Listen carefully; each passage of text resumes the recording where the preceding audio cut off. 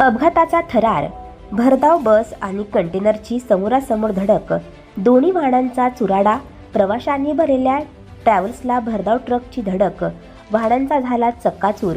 यवतमाळमध्ये भीषण अपघात.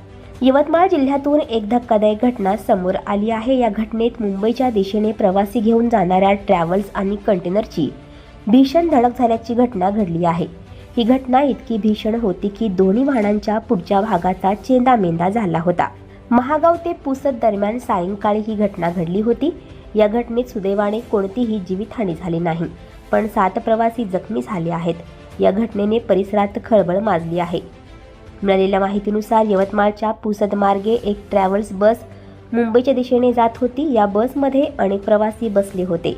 ही बस जात असताना समोरून भरधाव येणाऱ्या कंटेनरने ट्रॅव्हल्सला समोरासमोर धडक दिल्याची घटना घडली आहे. या घटनेत दोन्ही वाहनांचा समोरील भागाचा चेंदामेंदा झाला होता. महागाव ते पुसद दरम्यान सायंकाळी ही घटना घडली होती.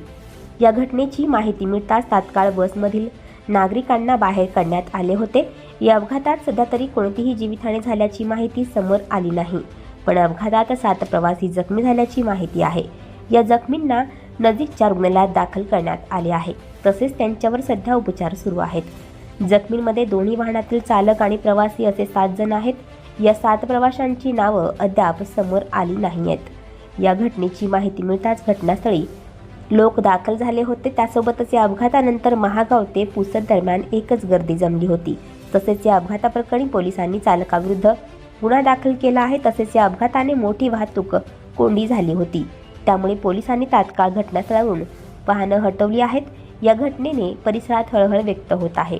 आणखी नवनवीन व्हिडिओ पाहण्यासाठी आत्ताच आमच्या स्टार TV 9 चॅनलला सबस्क्राईब करा, लाईक करा, शेअर करा. Bureau report, star TV 9, Pusad, Yavatmal.